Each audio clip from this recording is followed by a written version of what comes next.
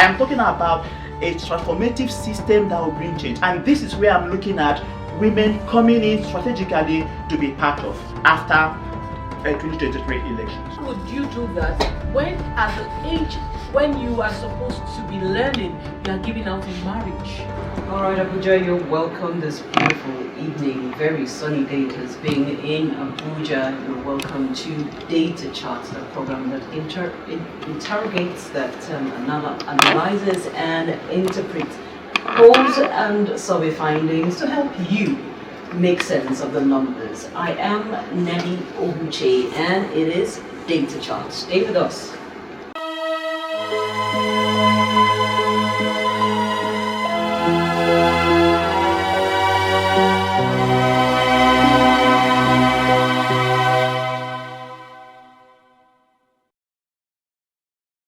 Alright, you're welcome, Abuja. It is Data Chart, and we're here again, and we have another interesting conversation to have today.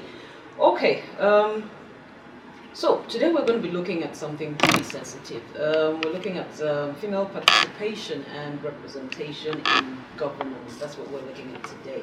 I mean, for every citizen in Nigeria above 18 years have the right to vote, have the right to be voted for in elections once you're above 18 years. However, with the limited participation of women in political leadership and in governance, one begins to wonder the reason for the inequality we see in political participation, especially with women being sidelined sometimes. So on today's edition of Data Chart, we're going to be discussing and looking at issues around female participation and representation in governance. This is in commemoration of the 16-day activism to end violence against women and girls. I'm sure you're wondering, violence against women and girls, why are we talking about participation? Yes, when you alienate women from participating, it's also violence against women. However, as part of the activities lined up for this year's activism, like I said, we're looking at we're looking. It's this whole week. It starts from today, I suppose, up until December. It's going to be the 16-day activism to end violence against women and girls. And as part of the activities lined up for this year's activism, Men Engage, in collaboration with NOI Polls, will be convening a virtual stakeholder roundtable to further look at pertinent issues around the involvement of women in governance post the 2023 elections. We all know that the elections is around the corner. So much is happening at the moment. But then again, we're wondering, after this election, so this roundtable will hold on Tuesday, the 6th of December. For inquiries, you can email us on inquiries@noi-polls.com. That's inquiries@noi-polls.com, and if you do that, we'll grant you access to that virtual session. So, back to today's discussion. We're going to look briefly at some of the findings of the gender equality poll conducted by NOI Polls earlier this year. We're also going to look at the gender-based violence survey conducted by Afrobarometer, which was also released earlier this year. This would actually give us an empirical base to this conversation that we're going to have today. So I'm going to take this over to Patricia Basi-Atim. She's a part of the Corporate Communications Department in NOI Polls, and she'll take us through the poll results. And when we're back from that, we're going to have this conversation. We're going to get into this conversation seriously, and we have a few people in the house who will help us unbundle this conversation. So stay with us. We'll take the poll report, and we'll be right back. It's still Data Chart, and I'm still Nelly Obuche, Head Corporate Communications, NOI Polls Limited. Our focus on today's conversation will be looking at the post-2023 elections. We are looking at female participation and representation in governance. And this is coming at a time where NY Polls, in partnership with Men Engage in Nigeria, in commemoration of a 16-day activism to end violence against women and girls, and this is supposed to run, it is 16 days, so it's supposed to run from the 25th of November to the 10th of December. In light of the theme and the focus of the conversation, we decided to review our findings from our gender equality poll, just to emphasize and to also reiterate the need for equality, as well as also lend the voice towards ending gender violence against women. So far from our polls, Nigeria, for now, we know it's the most populous country in Africa, and as of 2021, women constitute 49.9% of over 206 million of the population. And we all know that despite efforts to promote equality and contribution of women to decision making, to politics, women have continued to be marginalized. We keep recording low representation at all levels of governance, and this was also highlighted in the poll because more than 8 in 10 Nigerians attest to the existence of gender inequality in Nigeria, and 18% said no, that they do not agree that there's gender inequality in Nigeria. And when we look at this, for those who believe that there's gender inequality in Nigeria across geopolitical zones, the Northeast accounted the highest proportion. This was followed by the Northwest and the South. So we had also went on further during the course of the survey to ask respondents, okay, why do you think there's gender inequality in Nigeria? What are the factors? Why would you agree that there's gender inequality? And majority of respondents, we had 30% who said limited chances of women in political leadership participation. We had 14% who had stated women are not given the opportunities to be heard. We had 9% who stated women do not have equal opportunities with men. 8% cited domestic or sexual violence against women is the reason for gender equality in Nigeria. And when we look at this, particularly the first response, the majority, 30%, who have stated limited chances of women in political and leadership position, we can also tie this to findings from the United Nations Women. According to United Nations Women, as at 2019, the representation of women in parliament, we had 93.8% for male, and we had just 6.2%. So it was more 7 women amongst 43 appointed ministers. This was findings in 2019.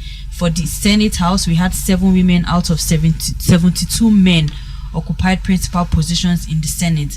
When we look at the House of Rep, we had 9 women out of 106 members of the House of Representatives occupying top positions.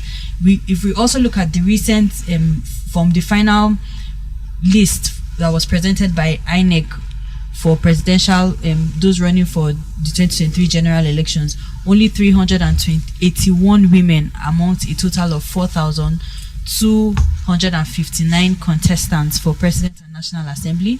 For the Senate, of 1,101 candidates vying for senatorial seats, 92 are women.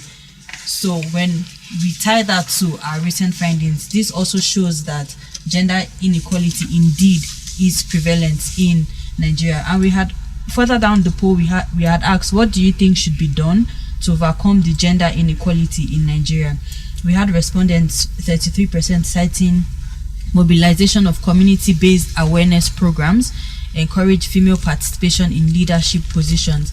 25% of respondents had stated that. We had 15% who cited discourage gender-based violence amongst other responses. Finally, I would also like to add or reiterate that when this poll, when it was conducted, we also conducted a different poll in partnership with Afrobarometer.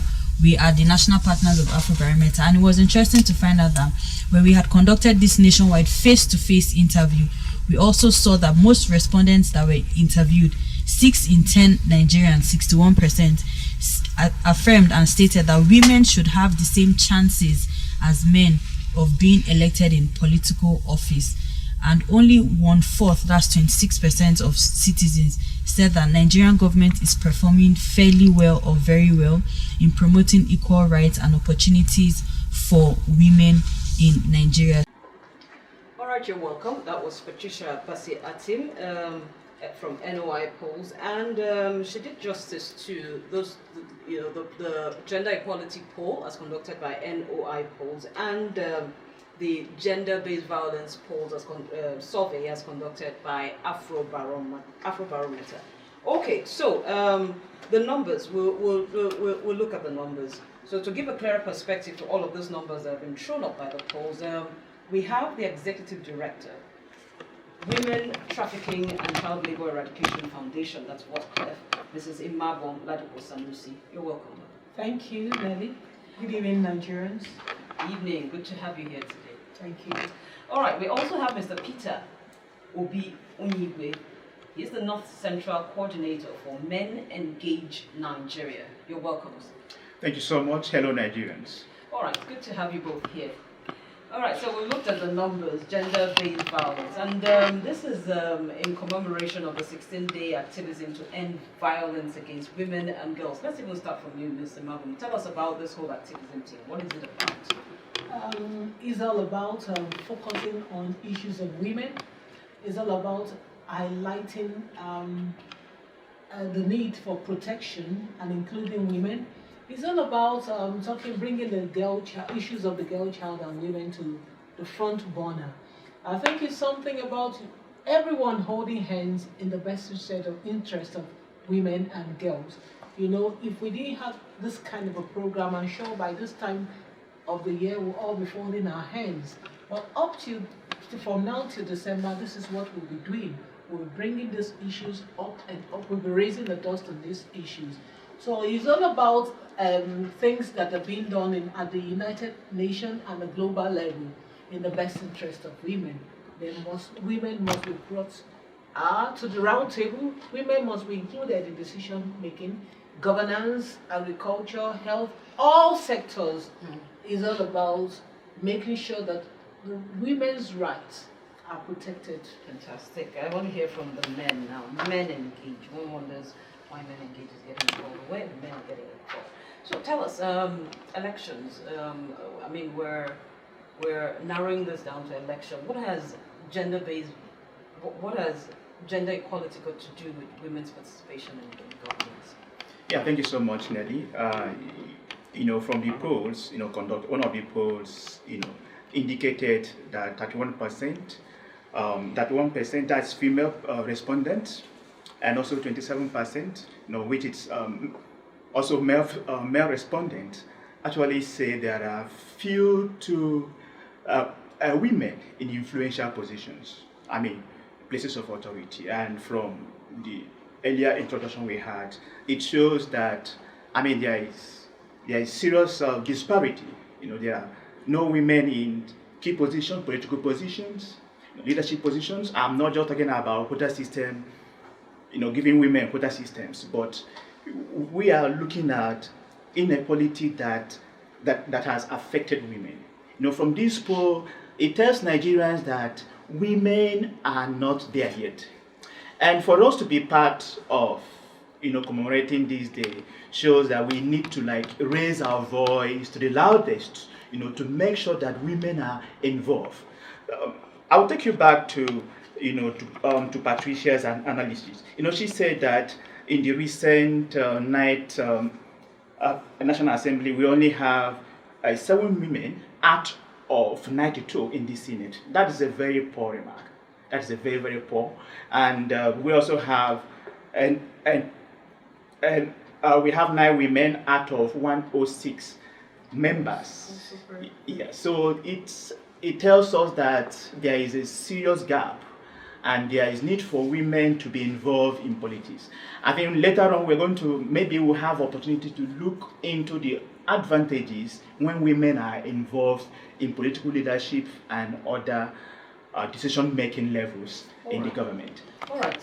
Now, the polls have established the fact that 31% of female and 37% of male respondents say there are too few women in influential positions in government, and we've seen that by all of the statistics that we've thrown on. How do we create, as it were, I don't know if that's the right word, how do we create more space for women in politics? I think we should go back to the basis. It's all about education. Let's go back to the family. we hear about boy child, we hear about girl child. There should be someone grooming these ones. I think it actually starts from parenting, and even the way we apportion roles and responsibilities for these ones at the developmental stage of childhood. You see that the boy child can have everything, and then the girl child will be the one that will be doing all the domestic chores. The boy child can go to the field to play, so to say, in some homes. The boy child can do some things and get away with it. But the girl child is the one who will wake up and go to the stream early, and the girl child is the one who is going to miss out in school because of other domestic issues. And let's talk about the grassroots level. The grassroots is a place where everyone is close, ought to be closest to to governance. How many women are involved in the grassroots governance? And talking about the home too. How many decisions do we make and involve the women in the house? You see, women are actually the burden bearers. They are the ones who actually feel the real issues. They are the ones who know what the real issues about welfare, about our development is. I'll give you an example. Nelly, our office. At the junction of my office, there are two women who make akara. As early as 6:30, I'm on my way to the office. By 7, I'm getting to the office. You see these women, they're already there in the rain. They're peeling the yam. They're frying the akara. The beans cake. They're mixing it. They're collecting change. They're giving, because just one woman. A woman is a multitasker. A woman is an industry. So if you want to move the conversation further, I think we have to start from the basics. We have to start to understand who the woman is. The woman is a beautifier. The woman is a burden bearer. The woman is a nation carrier. The woman is the one who brings everything to fore. The woman is the one who understands the feelings. The woman is the one who can look into your eyes, and know that you are bleeding. So I think we should understand that the woman is not just a piece of item. We must educate the woman to the level that she can stand up and meet up global, compete with her counterparts in other parts of the world. So if a woman is not educated, please forget it. If a woman is not involved in the conversation table, you see, when there's a dialogue, you see all the seats. When it comes to the woman, she's the one who is going to bring the wash hand water for you to wash hands. She's not the one who is going to sit and look at the agenda and say, oh, this, and this, let's do this. She's the one who is going to be the secretary and maybe sitting at the door, not at the table. She's the one that, okay, oh, I beg, madam, stand. Oh, God, somebody wants to sit down. You understand? So we have to actually bring women to the table. Inclusiveness. And let me tell you something, Nelly, again. There are issues that are actually against the woman folk, even from childhood, for a girl child. If a girl child is not educated, because maybe there are a lot of girls, a percentage of children with disability, when it comes to that, you see that the girl child has to sit at home. And she has to sit at home because of her disability. She has a hearing impairment, she has visual impairment. How would that girl get to understand when she's not trained? I think we also on MTA, that little girl, that she is full of numbers on her head. She wasn't saying those things in English. You can see, it's all about the innate ability of women. We have ability in us. So somebody should mentor us so that we can meet up. Okay, so best what practice. that means is the women should be brought to participate actively at whatever level. Considering the fact that, but then again, even as much as we want to do that, we cannot run away from the fact that we probably have cultures and traditions, that pull us back. So and there's issue of money bag. Women are not even having equal opportunities to make the same kind of money with men. Because if, for instance, if I'm a woman and I go for maternity leave, I may not have opportunity to be paid. So I don't have equal opportunity with the man. And women also, the issue of culture, we have been made to believe that women ought to be seen and not heard. So we should just stay at the background. So how do we bring women to the fore? It's all about making those little opportunities. Okay, for instance, Nelly we have seen it. In 2023, there's going to be only one female aspirant.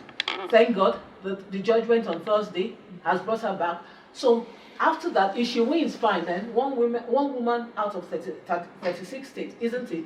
But the rest, what will happen afterwards? If women cannot get to those elective posts, there should be consideration to involve them, get more appointment for women at the local government level, get more appointment for women at the ministerial levels. Bring them up. I think it is good for us to know that without the women in decision making, it is going to be one-sided. We'll keep limping. Okay, so I'll put this question to you, Mr. Peter. 84% of respondents have opined that women will do very well or well, in politics. For me, when people debate about women's capacity to do well in politics, I'm actually taken aback. I'm taken aback because women are first humans, I'm taking aback because they live on the face of the earth. They go through challenges just like the men and every other person on the face of the earth. They have various experiences, various exposures. They climb through various steps academically, spiritually, physically, emotionally, financially, and otherwise, to reach the levels that they are. And so even narrowing examples to the likes of my founder, Ngozi Okonjo-Iweala, and the Dora Akunyili's, for me, I think it seems disrespectful or biased or one-sided, as it were.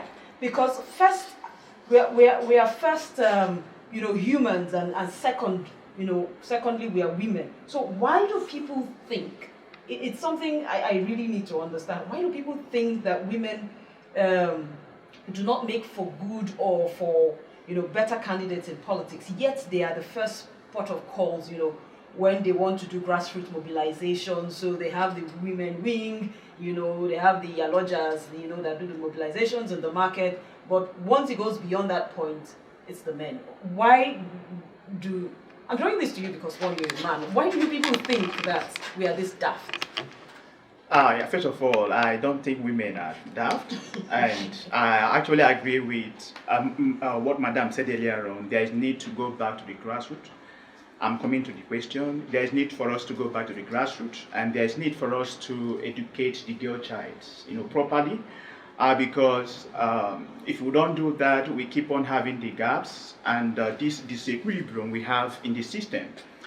And straight to your question. Women are never daft, and they can never be daft. I'm saying this emphatically because there are facts, that in fact you just made mention of Ngozi Okonjo-Iweala. I mean, she's just one, and there are also thousands and thousands of women who are doing extraordinarily well, even more than men, in their capacities as professionals in finance, as professionals in innovation, economy. I mean, just name it. I think, the challenge we've had over the years is, there is this patriarchal masculinity. I mean, it's been a very big challenge. I mean, at the family level, it's a very big challenge. At the community level, it's a very big challenge. Even in public space, so to say, it's a very big challenge. And also, when you look at, even at the religious circles, it is also a very big challenge. So, this notion and norms and cultures, that we see within societies, it's actually what it's, bringing the challenge that, women cannot perform very well. No, it is not true. I mean, 84% says if women are given opportunity, that they will do very well and well in politics. I mean, I totally agree with this fact. I mean, if we have people, if you go to, I think, New Zealand, I'm sure, their prime minister, I guess, is a woman. There are about 5 countries in this world, their prime ministers are women. And those women are leading more than even the other men you see globally. Culture allow us to start thinking about women at the level of presidents and at that level, at the front row. Now, culture now, it is something that we need to just, take a step one after the other. We will actually get there. And I also want to, challenge women to, to amplify their voices more. And also, it's not just what you said, during political campaigns, women are given wings, they are given departments. No, we want to see them at the front burner of the whole action. Okay, we want to see them as key drivers who drive political campaigns. And for the fact that we are actually marking 16 days activism, I think there is now the political primaries are over.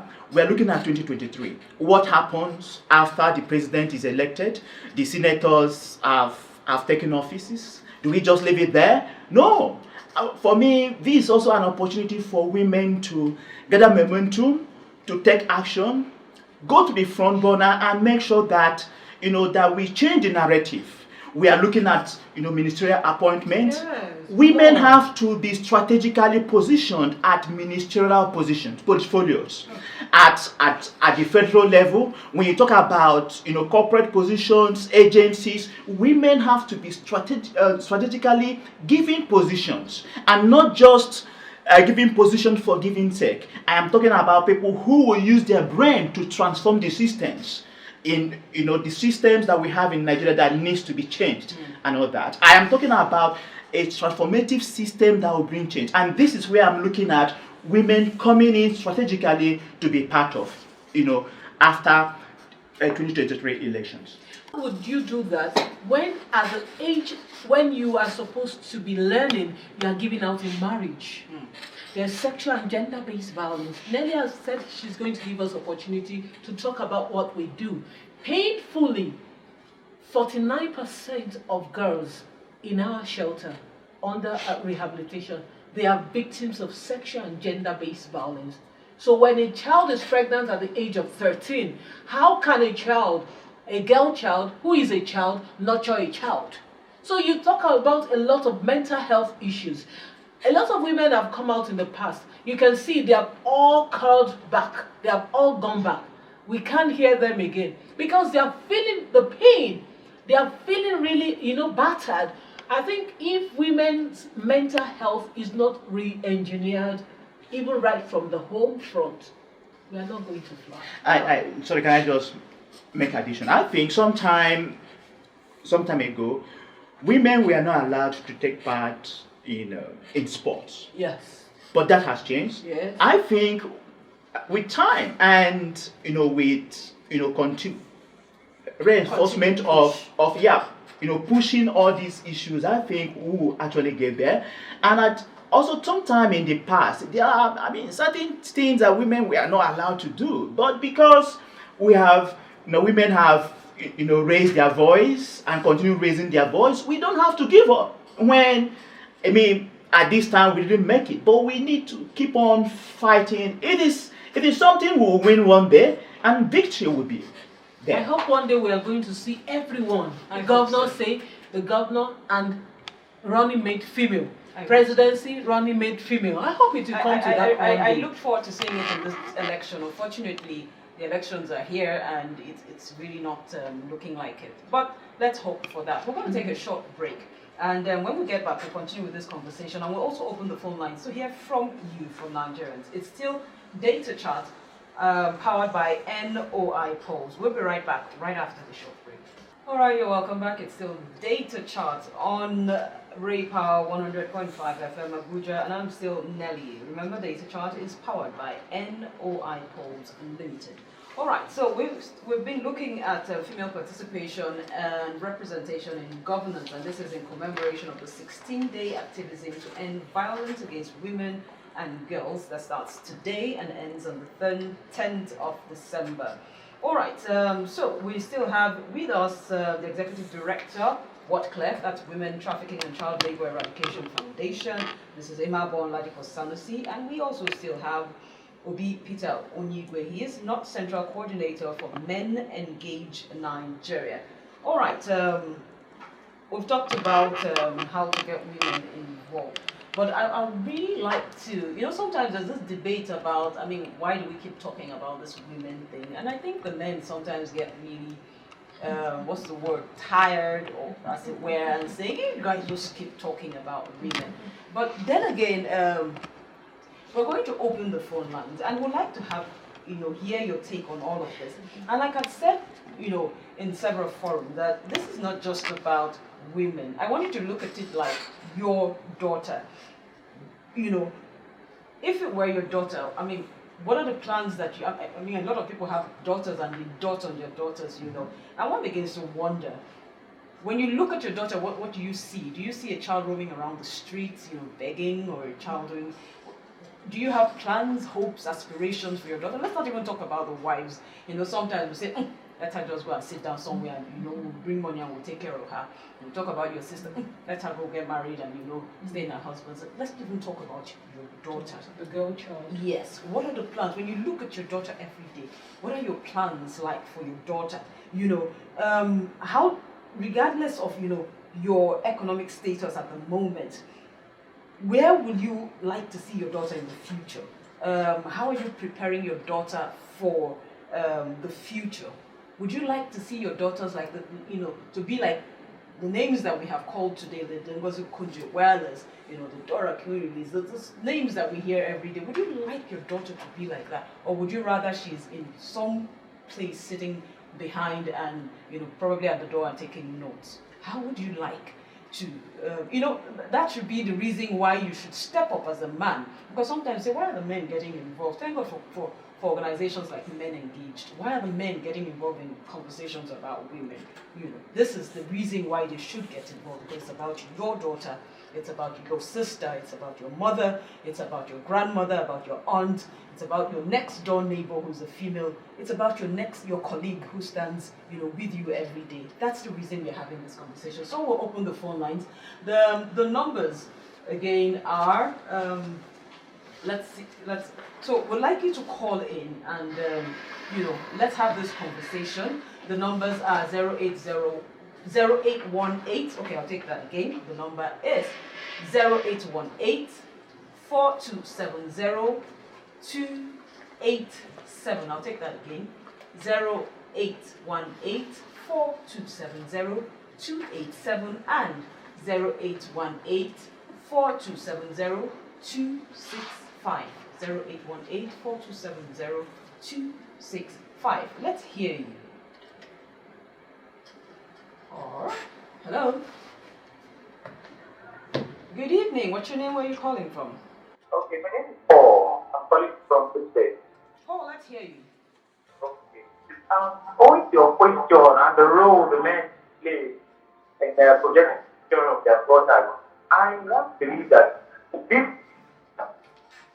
has to set the foundation for them, like that and the rest. They have personal principles that support them on, get the support from their parents. If a certain female child is held bent on becoming peer pressure or not listening, I guess you will have something to about. But for me, I would like to see my non-independent women who make way.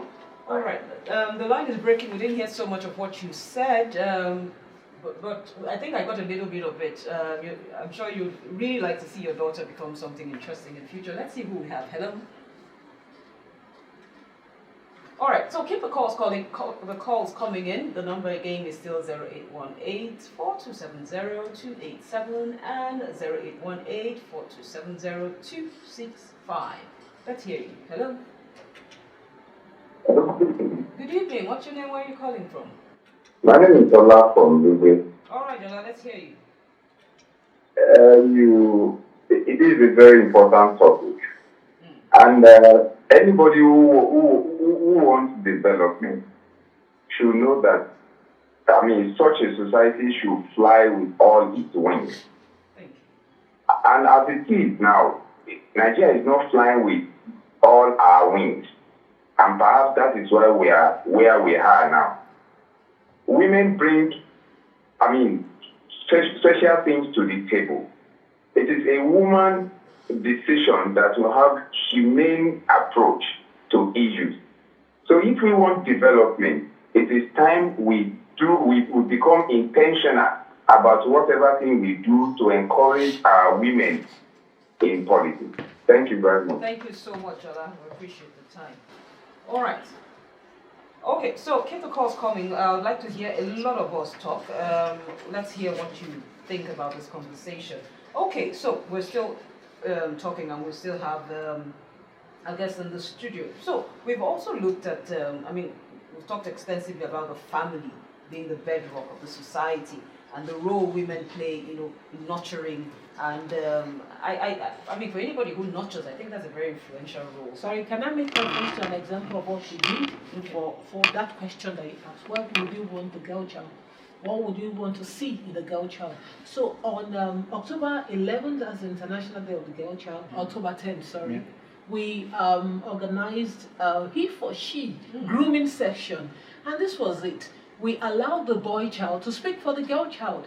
It was a beautiful session, and we asked them that what would you want to see in future? How would you help the girl child achieve her potential? And these boys were speaking so well. And three things stood out. One is danger alert on behalf of the girl child. Two, protect the girl child. And three, amplify your voice together with the girl child. Fantastic. And this boy spoke. We call them he for she. And we believe that is the club we are doing now, grooming young boys to become he for she. I think from the last speaker, Ola, I think he has helped me to realize that women should open their wings and fly. Yeah. Thank you. Fantastic. So we're hoping that women will take, regardless of sometimes the drawbacks, that we'll keep pushing, keep amplifying your voice, keep doing as much as you can to make sure that you're seen and also heard, as it were. So coming back to the community level, how would you propose that we begin to incorporate women into decision making from the community level up? Because I think it should start from the community levels and take it up. So how do we begin to do that? Considering the fact that there will be drawbacks. There will be tradition and religion and culture to pull you back, and there will also be the role as a woman, which comes with a lot of responsibilities in the home front. And sometimes, as much as you want to do so much, you also have so much you also have to do at the family level that also draws you back. And I think that also brings us to the question of also, can women also have it all? Which is why we ask that question sometimes. So even if you want to do this, do you have that much time, considering all that you have to do, to also get into active participation? Yes, Mr. Imawon, that's for you. Okay, I think we all have to be intentional. There are various communities. Let's talk about our neighborhood, for instance. It should not be all men affair. There are people we call community volunteers. And it's mostly women that are often volunteers. They are even the ones that share information with local vigilantes, so to say. I think if we can involve women like in the palaces, in the community, there are community leaders. So if the community leader wants to make decisions, if they have more inclusion, bringing in more women, even the market women, the women who are traders, the women who also want to own, I think women want to own businesses. And when it comes to land ownership too, a lot of women, we have even forgotten a lot of issues now. The climate change, the agriculture sector. There are lots of women in different sectors. So we should bring them in. Do you know one thing? Gender is not even about women. That's one thing. Gender is all about everybody. Everybody in your form. You see? So if we can bring everybody together, if we can take, like you said, taking sampling, if we can get all the samples, and bring the opinions together and pull them together, I think we're going to go a long way. In the home front, let spouses allow their wives to participate. Not a woman, where do you go? At this time of the day, where are you going to? And then they should also allow things to be done in the open. Let it be a bit open. Well, I don't know, like women, we're so scared. Is political engagement, is it a secret cult? Do you understand? Yes, let us know what is happening, and then don't drown our voices. I've not seen anybody who says, I've not seen any manifesto of any political party that says when there's an aspirant, let the other person be a woman. I've not seen that. I think that is what we should also take into consideration. And then the issue of corruption, vote buying and money back politics.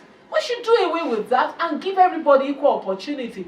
Is it not just, you say, primary 6? That is what we want. The minimum qualification, if you can help me. Primary 6, if a woman can just get to that level, but I think it's better let the girl child have a basic education. If you have basic education, the girl child can think. And then let the girl child realize that the same brain in the male or the same brain in the boy child is the same brain in the girl child. That's why I say we're first human. Yes! The woman is also a scientist. The man is just like the man is a scientist, mathematician, engineer. So don't push women to a particular kind of it's only kunu we can make. No, we are both that. Let us copy Finland. This is the happiest country. In Finland, we went to the embassy. They took us through to enlighten us that in their country, if there are 10 engineers, 5 must be men and 5 women. So that we can all learn. We know that women have some features and characteristics, of course. They are the ones, the womb carriers, we know that. And also consider the issues of, I think, sexual and reproductive health issues. A lot of things take the girl child out of school. A lot of things hold them back. Like, for instance, during their menstrual period, they can't concentrate. The dysmenorrhea, the pain, they may lose out in school. And also, why do you objectify the girl child? Why do you objectify the woman? Why do you see a woman and see that this is what the woman is fit for? And you will not think of the brain, you will not think of leadership, you will not think of opportunity, you don't think, you do not think of engaging the girl child. So I think it's all left to us. Is what we deserve that we keep getting until we allow proportionately women to be engaged and involved from the home front. So if the woman tells the husband, I want to get into politics, I say, what do you even know about politics? And I think another thing, we should have people who will be mentors and grooming the girl child and the woman. Just like we have TED Talks. There are some shows. Let that show be for women. Come and tell us the secret of what we don't know. Come and prepare us. I think we'll go a long way. All right, we're going to wrap up in a bit. We're still going to open the phone lines. But just before we open the phone lines again, before we wrap up, what are the, probably would ask if there are legislations that protect or advances women's rights in Nigeria, especially which regards political participation? Do we have anything that protects the women, that gives them a level playing field, as it were? Yes, currently we have the VAP Act, that is the Violence Against Person Prohibition Act 2015. That is very currently, protects and protects the girl child and every woman. Just the last jingle you played was actually on VAP, and there are a whole lot of penalties that anyone who commits rape faces. And I would say that even our constitution also has, to an extent, protection for our rights, because the right of a woman is also enshrined in the Universal Declaration of Human Rights. And there are also, at the state level, there are also other protective framework that actually protects, women.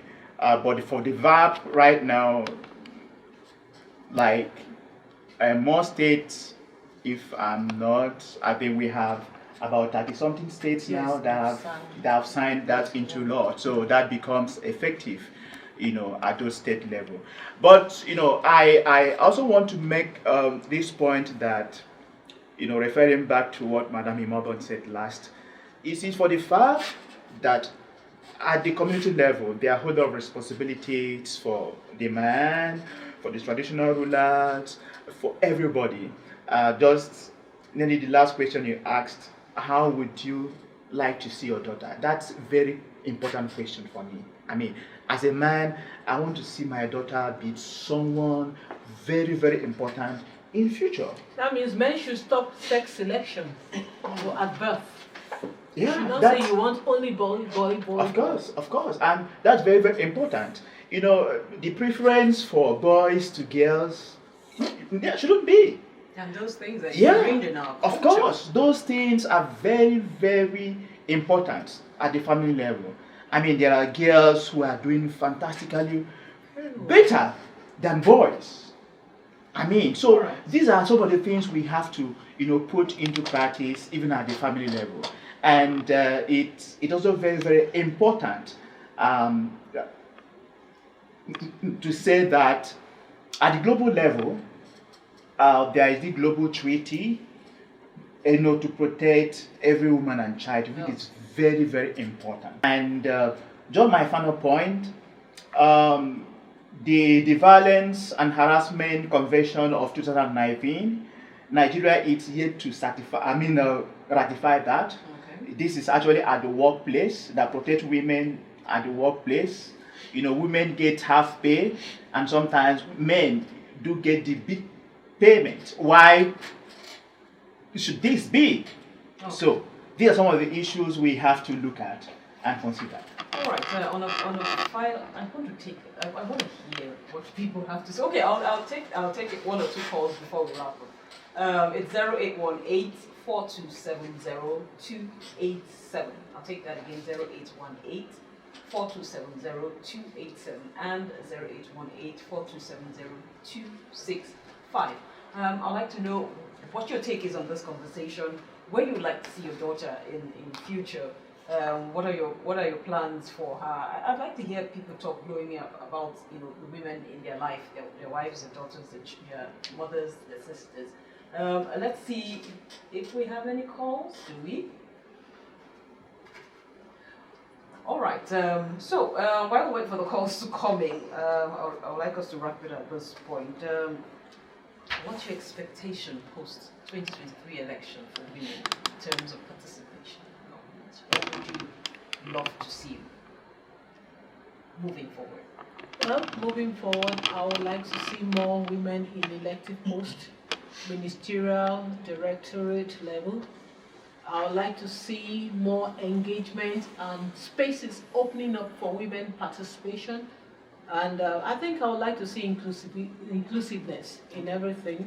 I would like to see more that our voices be more amplified, truly. I think I would like to see that we just keep partnering. It's all about sustainable development. Yeah. We keep partnering to make sure this happens. All right, in 60 seconds, tell us, what does WhatClef do?